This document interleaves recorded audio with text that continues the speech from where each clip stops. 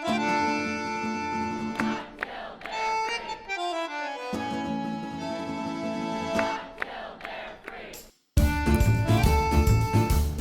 yay, oh yay, oh yay, oh yay, oh yay. Willkommen, bienvenue, welcome. No, this is not cabaret, it's Think About It, a podcast about the power of ideas and how language can change the world, with Uli Baer. How should a university deal with its past complicities with slavery and so-called scientific racism? Today, I'm joined on Unmuted by Salma Abdelrahman, who's a rising junior at Harvard College and a former member of Harvard's Undergraduate Council. She talks to me about Harvard's history as a center for the development of ideas of so-called scientific racism and the efforts to organize counter-events to controversial speakers. I'm really excited to talk today to Salma Abdelrahman, who is a rising junior at Harvard College. Is that correct? Yes? Yeah, that's so correct. She's been for 2 years now in the thick of American college life. And Salma, you've written really great pieces for the Crimson, the student newspaper at Harvard College, which really resonate with a lot of people. So I really appreciate that you're taking the time to talk to me. And I would love to hear a bit more. You also have a great presence online. The Fabula Rasa project is awesome. Oh, you found that? I found that project. So now everyone's going to find it. That's a younger me. Okay, well, it's good. You have a voice, so that's important to use it. Yeah. And so I thought we could start maybe by saying a little bit how you came into this, being a student now for just completing your second year, and how you viewed all these speech controversies, or let's say learning opportunities, we hope, for all of us. Yeah, it's sort of a long journey to being invested in campus politics, especially politics around free speech. So I came in freshman year and I was like, I'm going to give myself just a little time to adjust to college. Harvard is big and scary. And so I did that for my first semester. And then for my second semester, I came back. Trump was elected at this point, and I was like, I need to do more than I've been doing. Okay. So I ran for student government for the Undergraduate Council and won that election, and essentially was thrust into campus politics. But campus politics are not often national politics. At Harvard, it sort of focuses around like, when are the dining halls open and what are the programs that are offered to students? And so kind of like it was grassroots kind of local concerns, like as if you were in local office. Yeah. Okay. Yeah, yes. Exactly. And then summer came, we were fighting for a program for low-income students for the summer called like a summer bridge program in order to adjust to Harvard life and understand like when to go to office hours with professors and that kind of thing. And a few of my friends and I were working on that. And then we sort of put stuff on hold for the summer. School's not happening. I was working at a summer camp and that took up most of my time. But I got a text in the middle of the summer, not in the middle of the summer, towards the end. It was a text from my friend, Nicholas, who I'm now very close friends with because of this process that we underwent that I'll get into now. But I got a text and it was, Charles Murray is coming to campus the first week that we get back. So what are we going to do? Okay. And I remember my freshman spring, which was the spring right before I was working at the summer camp. So 2017, right? Yes, it's all 2017. Yeah. We were in a town hall meeting with the dean of students and a few other administrators at Harvard, and he got a message while we were at the town hall about what had happened with Charles Murray.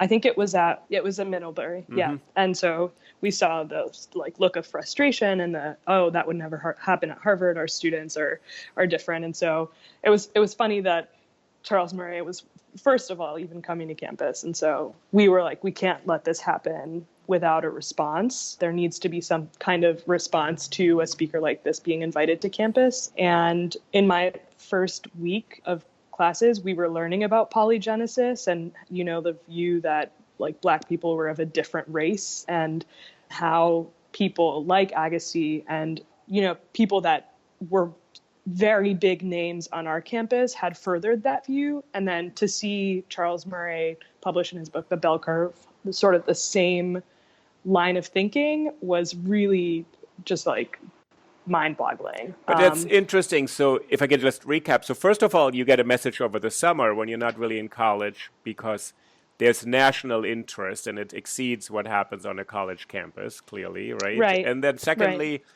and then you're at a university where the name Agassiz is attached to museums and programs, revered, honored member of the intellectual community who has promoted views in the long gone past that we've presumably moved beyond or settled as false, misleading, and pernicious, right? So in some ways, so you are making a connection saying, I'm in an institution, they're bringing someone in, just to have a conversation. But there are other factors that you're learning about how this institution operates, who it honors and what names are attached. Yeah, interesting. Yeah, exactly.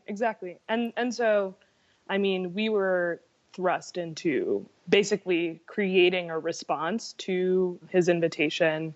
We planned everything out very intentionally. It was me and 3 other people, the Black Caucus of the Undergraduate Council, essentially. And then we worked with people who had organizing experience on campus in the past and also leaders of the Black community and organized just like a very intentional response because our thinking was if this gets out of hand, if the response to this event gets out of hand, then we play into the narrative that free speech is under attack. Right. Okay. So you were really aware of what had happened at other schools, and you didn't want this to become a spectacle of a shouting match where the media just sees the breakdown of speech and sees this is what happens. Right. And so, it was something that we were thinking about very intentionally. And even though this was an event, about like Trump voters in the South, and some people were calling it an event about race, it was an event really about like testing the limits of free speech on campus, and that like it was like that was what everyone was saying. It was a test made by the Harvard College Open Campus Initiative. And he was essentially a spectacle for this like abstract concept of freedom of speech being under attack on the national level. And so we were in a game, essentially. Our response was predicted by the people who invited him. And so we were operating in this like weird confine of we're not going to not respond. That means that, hatred on our campus goes unchecked. The way that we respond is extremely important and indicative of how we approach racial politics and free speech politics combined. What you're describing is that there's this whole debate about free speech and there are the rules of the game and what's permissible, but you're also in another game or set up in a way or a framing where you're saying you're already being set up to respond certain ways and people will interpret it in certain ways. It's really interesting. Exactly. So you have to be very cognizant. You say, whatever we do, there will be public scrutiny. And people will say, you're taking this side or you're taking that side. And their side, the OCI, the Open Campus Initiative, their side is, we're just for free speech. We don't look at the viewpoint. We are neutral. And you're saying, well, Charles Murray stands for something, and he now stands for 2 things, which is his views and a provocation. Anybody who's against him is against free speech, not against Charles Murray. Right? So it becomes a tricky thing. Interesting. Yeah. Exactly.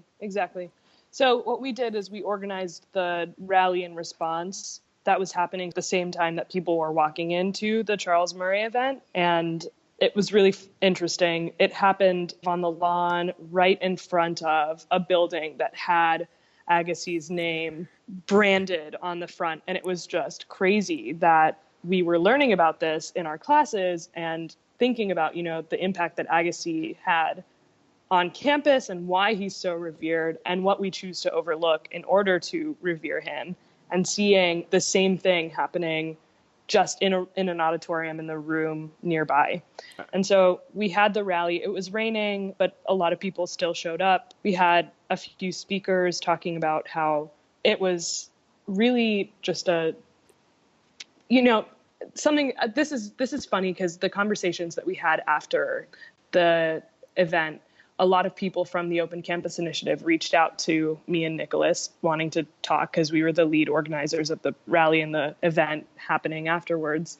And they said constantly, it was never our intention to make anyone feel unwelcome on this campus. It was never our intention to make anyone feel unsafe or feel like they didn't belong here. And I was like, have you not been listening? So many people in the Black community, so many people in the Latinx community, so many women feel that you giving this person a platform on our campus is necessarily wrong. And have you not been listening? And that was clearly part of your intention if you just chose to ignore the cries for don't do this that happened in advance of the event. And your position to not have this event happen is, as you're saying, because it will make whole members of this community feel unwelcome, that they don't have the right or the prerogative to participate, although you all admitted students, you've all gone through this difficult process. So you all have, once you're there, you've all been through this incredibly difficult vetting process. You should all have the right to be there, to participate on equal terms in this community. So they're saying we didn't mean to make anybody feel they don't belong. And you're saying that's exactly what you're doing with this invitation. Right. And quite honestly, arguably, exactly what they were intending to do. Testing the limits of free speech is coded in that way. Who are we testing the limits for? Is it for the people that complain all the time about not feeling safe on campus? And who are those people? It was just really interesting to hear them respond after the event happened to those claims of, you did this on purpose. We know that. And also, like, it wasn't even just about our community. This issue, interestingly enough, Charles Murray, whose sociology has been debunked. I'm a sociology concentrator, and just hearing faculty in the sociology department talk about him, they laugh. It's like, this is bad science. This is bad social science, right? And to have someone come to campus and be given a national voice and a national platform that is the Harvard undergraduate community and the Harvard graduate community coming together to listen to someone, that extends beyond us feeling unsafe or unwelcome. It was, we are willing to hear out this person who has been shown to have shoddy politics and bad science overall. And so why are we doing that? Interesting. I mean, this is really interesting what you're saying, because when you're saying the faculty have largely accepted the view that this is bad science, it's been disproven from the measure of man to a lot of other scholars. So he wasn't invited as a scholar to debate in the sociology department, right? It wasn't, although they said, well, it's not about the bell curve, it's about something else. And you're saying the framing of this is actually pretty clear of what is supposed to be signaled here, is that this is a kind of thinking from Agassi to today, that these institutions are not welcoming everybody. Yeah, and that these institutions have used their positionality as sort of the intellectual guiding lights for active harm before. And that was exactly what was happening now. Interesting. Could you say a little bit more about that? It's a really difficult thing to parse and take apart, right? Yeah. So you're saying they've been the intellectual guiding light, so because they have condoned or embraced, or like, what's the role of the institution? Yeah. You know, I think institutions are made up of people, right? Thinking back to Agassi, he commissioned the Zeili daguerreotypes that are housed in Harvard's archaeological museum now, that are made to show that slaves are not people, right? Like, that was the premise under which they were commissioned, and used Harvard's institutional name to further that argument.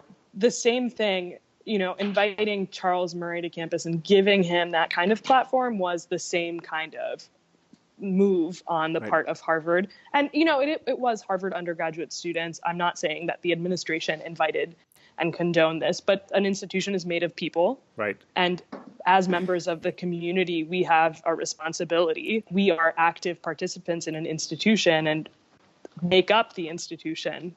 Inviting and giving that kind of voice and giving that kind of platform was really a political move, and one that was intentional. And even if it was a willful ignorance and a willful omittance of his politics on race and ethnicity, it was willful. And you had made this clear in your preparation for the kind of counter event to say this is something we find not just problematic, but it goes against the values of this institution.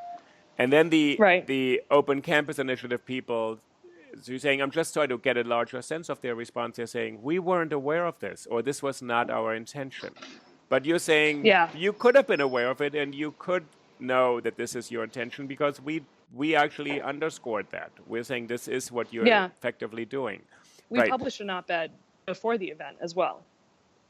So you actually took the work to lay out your argument, give reasons, think it through. It wasn't that you just stood in front of a building with the proverbial megaphone, which the press likes to put pictures up in the newspaper. So you did the work. You've seen that picture then. Oh yeah. It's a pervasive picture that's like a stock image for not about you, but about everybody. So, but what you're saying is you've done the work, and that's what a university does. And when the university undertakes this work, should this Open Campus Initiative then at some point say, look, we get it, this is the signal we're really sending? Did they acknowledge that and say, this is really a political test? This is not about the scholarship of Charles Murray? I mean, no, never. Because if you admit to it being a political test, then, I mean, the argument becomes moot. No one ever acknowledged that on their end. But we knew at the counter event that we hosted that we had a few faculty members speak at doing the same thing, debunking the politics of Charles Murray and his argument in the bell curve. Walter Johnson called it a test. They brought in a statue and were like, how are you going to respond? And not responding is a political message in and of itself. Like, we had no choice but to respond because the act of not responding means condoning. Right. And so it was just the way that we responded was going to be indicative of the politics of free speech on Harvard's campus. Right. And even though it was just like me and 4 other people in the room, it's crazy how our decisions came to shape how Harvard undergraduate students would be viewed as either being against or for or advocates of, or people who are, want to take down the First Amendment like that. Those decisions made a big difference. And I don't think we realized how we'd be like the surrogates for that coming in, but it was interesting. Right. First of all, everyone knows that the First Amendment is a very powerful and important law that has no bearing on a private university's operation. So in some ways, it's not quite the right lens. But I want to go back to something you just said about condoning. So in the middle of this conversation is that this question of when you bring somebody to campus, does the institution condone the message? Or because there's a lot of people who will make this argument and say, oh, no, we're just giving this kind of abstract license to speak, but we are totally against the message itself. This kind of strange artificial distinction. Yeah. And you think what's complicated, how do you maintain that? To keep on saying, oh, we disagree with him so strongly, but we must absolutely have him on campus and speak. Yeah. Where do we draw the line, right? This is something I'm still struggling with because you're right. Everyone has a right to speak. That is the First Amendment. But, maybe then it requires a real conversation around where will we draw the line? Like, where have we drawn the line in the past and where has that ended us up? Yes. Like, where has that taken our institution and who do we revere and what mistakes have been caused by our willingness to embrace messages we know are morally wrong? Let's think about the present in the context of the past. Let's have this conversation.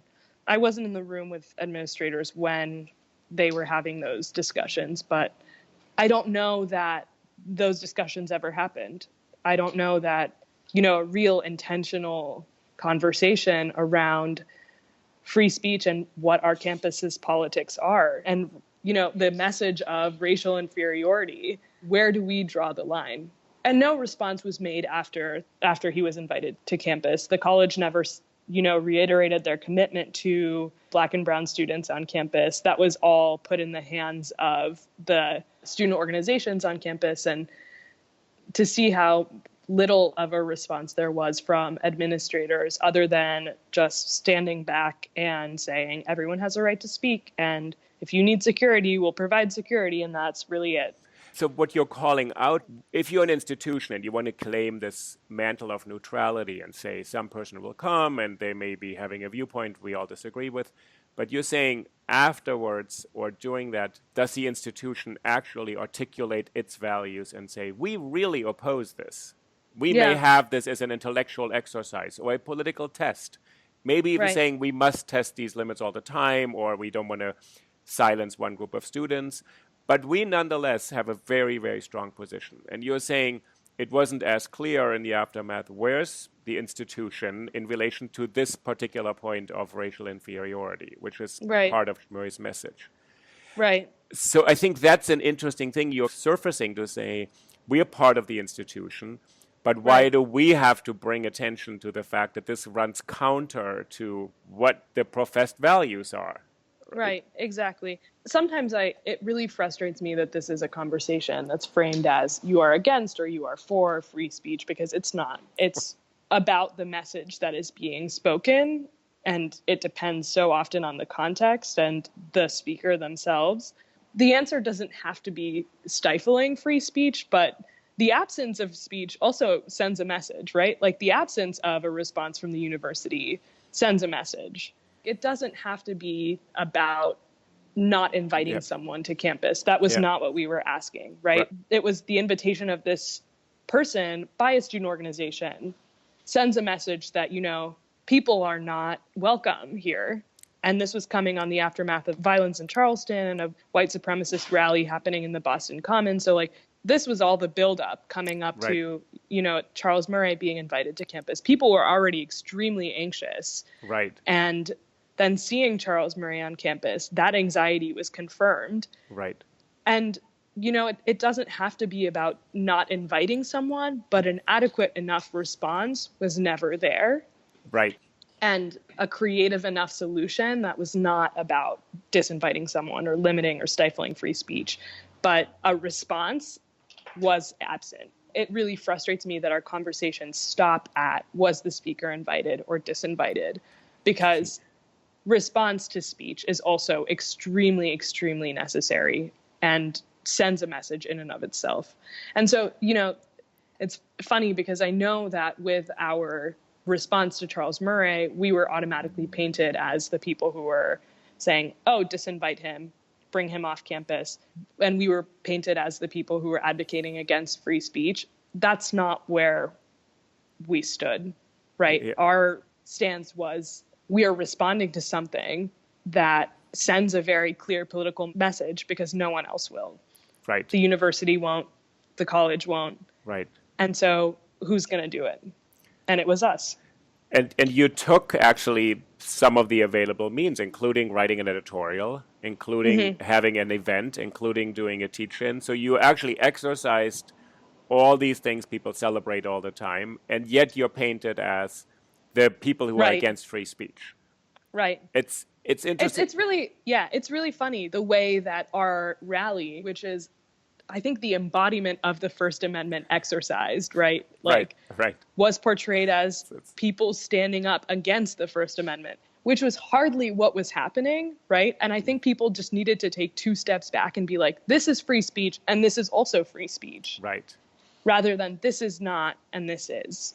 Why do you think that the public debate is framed in this way? Why is it so simple for people to fall back on, well, this person, this provocateur, this racist, this firebrand has to speak, and if he doesn't or she doesn't, then we have the end of free speech.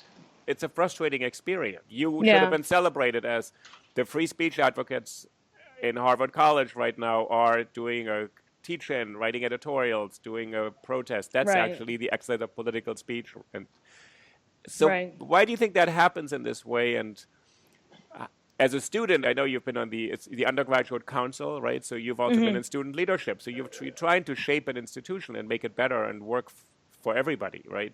Yeah. Yeah. You know, I have no idea. It's frustrating. It really is, because I mean, so much happens, and so much did happen in response to people like Charles Murray coming onto campus, because it showed the lengths that people on our own campus were willing to go to, test something out without recognition of like what active harm that was causing and what political message that was sending. I'm just thinking back to like who was in the room organizing the rally with us, who was speaking at the rally. Yes. Those were all people who were working actively. Like it was a ton of undergraduate council members, people who had been leading protests and organizing against hatred on campus for years at that point. And people who were actively committed to bettering campus for people who genuinely felt unwelcome. And it seemed like we were up against these people who were kind of like, oh, we're just going to test something out. Like, we're just going to test out how far free speech can go. Right. On our end, it was, this is not just testing something out. This has broad implications for students of color on campus. This has broad implications for students of color on a national level and the debate and theories of polygenesis on a national level. This is not just testing something out. I don't know why there is that sort of binarism between like you are for or against free speech. Right. I can't tell you where that comes from, but I know that the framing of it necessarily means that our role as advocates and activists on campus are fundamentally misrepresented and made smaller in order to fit us into a box of these people are against free speech. Like that's not who we are. Right. Never has been. Right. And the work that we do can't be erased because of that. And I think that that's how it has been framed in order to make it so that we don't consider the broader work that people do on campus. Right. I don't know. This is something I'll have to think on. It's interesting. I have a sense, I don't know, I'd be curious what you think. I think people respond very viscerally to the concept and the word free speech because they think it's my speech and what I say, and I want to say it the way I want to say it, and you can't stop me. The other thing you're touching on is the experience of especially students of color in big institutions or large elite institutions, or all public, private, that it's an equality issue. And that is secondary to people in a position of privilege or power. So for me as a white man in America, it's intuitive to defend my own freedom to say whatever I want. Equality usually is about other people. So it's almost like a secondary concern. So so what you're saying is what's really interesting, that you've exercised your free speech rights and you've demonstrated your capacity and skill to have an informed, reasoned debate and all that. But people are saying that's not about free speech. That's about something else. Or you're not really, we are the ones who own free speech. Right. And not accidentally, we're the ones who are defending a mindset in America from Agassi to Charles Murray that's about, white people belong here, black people don't belong here. It's this really simple binary. Why is it that free speech is then taken away from people who challenge this binary and say, we are the ones who are making America real? I actually think this is what America is, that people actually can speak up and say, how do we make this a better place? When the Open Campus Initiative, so how did they end up? You had a conversation and they said, oh, we didn't mean to do what we did. We were not quite sure. Then they walked away and said, well, next event or... Yeah, I mean, I guess the response to this is really interesting. I remember just being so frustrated with how this went over. So someone came up to me, just like we were walking by each other on the way to class, and they were like, let's have lunch to talk about what happened. And I said, yeah, let's do that. And we got into a conversation, and it was essentially like they were accusing me of never having read Charles Murray's work, which was not true or fair because I had, and I'd done so with a professor, and they were saying that, oh, you're one of the exceptions. Not many people have taken a second to read his work, which was also not true. And they were also minimizing. If you go back and read Charles Murray's 2 chapters on race in the bell curve, it's actually quite appalling, the language that he uses. It's very scary. And to hear them minimize that was really tough. And then they were saying, it was never our intention to hurt anyone. And I was saying, then you just weren't listening. Did you ask them, did you read Charles Murray, and why are you bringing this idea? Yeah, the response was, this is not an event about race. So this is amazing. So you're told, you haven't read this, you haven't done the work, and you said, actually, I have. And they're saying, oh, we're not even looking at Charles Murray. We're just doing this event for other reasons, because now it's about voting behavior or who knows what other book he has. So in some ways, it's a double bind. You can't do right.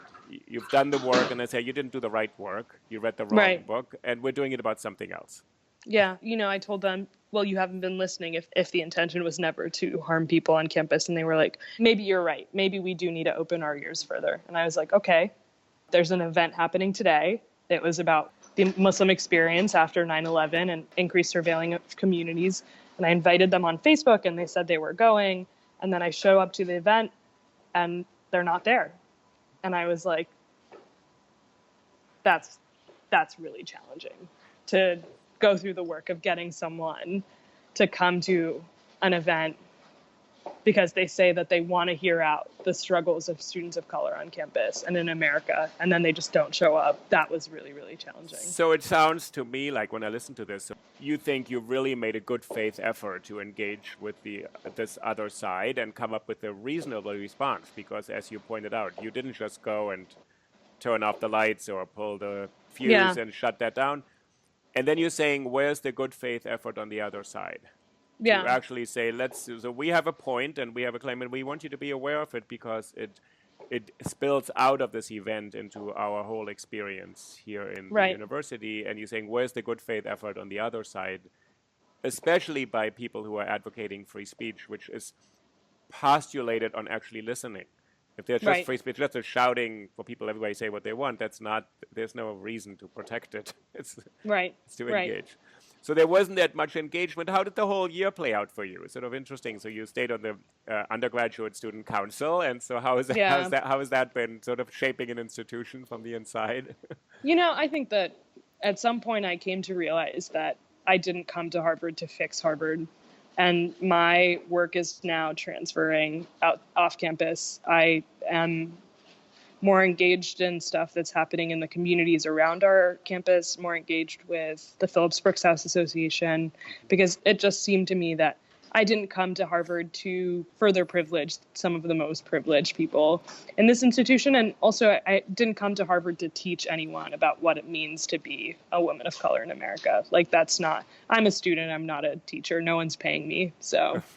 Right. I had this conversation yesterday with Nicholas. It's interesting, and I do want to note the irony that I'm kind of asking you about your experience at Harvard. And you're saying, this is not my job to explain to you my experience at Harvard. So I actually want to, I just want to say and point that out. Appreciation I have. I think it's awesome what you've written. I think it's really great that you've taken this voice. I think it's helped a lot of people see a dimension of this conflict that is lost in the media landscape, because it's Harvard, it's a big name, there's a controversy, it's 5 minutes in the news, an opinion piece, and then we move on.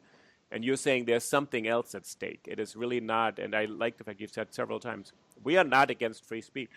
We are the people who are actually using speech to advance a cause and to actually bring something out that should be America's value, right? Yeah.